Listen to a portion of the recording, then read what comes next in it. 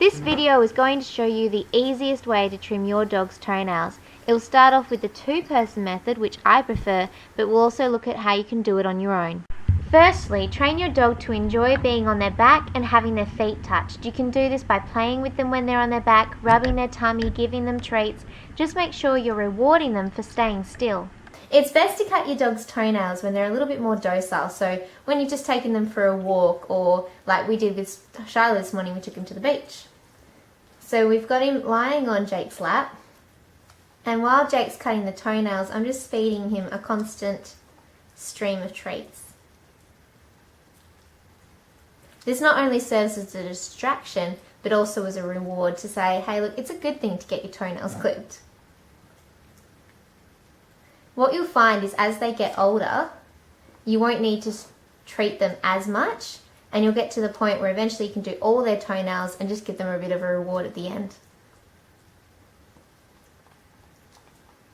Good boy. If you're doing it by yourself, alternate between giving them a treat and cutting their toenails. This method is much easier to use if you train them as a puppy using two people. The reason that I'm not clipping Shiloh's toenails is because I'm a little bit hesitant about clipping toenails, and dogs are very perceptive. They're going to pick up on that and then they're going to start to worry, so it's much easier to start with somebody who's confident.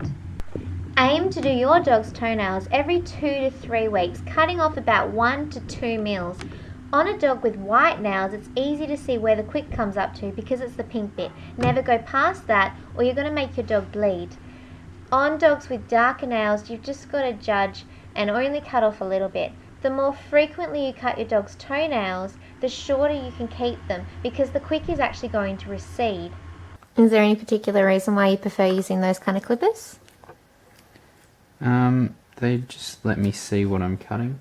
This is my other dog, Halo, and if we have a look at his claws, they're quite long, and the reason for this is because Halo does not like anyone coming near him with clippers, even though we did a lot of positive training with him when he was younger, when he was feeding him treats when he was around the clippers, playing a lot with his feet. He just developed a real aversion to it and doesn't let anyone touch his feet with anything in their hands, so his stay quite long.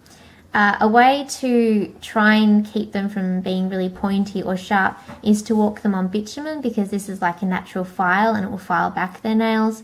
And with Halo, we'll just keep constantly trying to build up his trust and let him forget about his aversion to toenail clippers.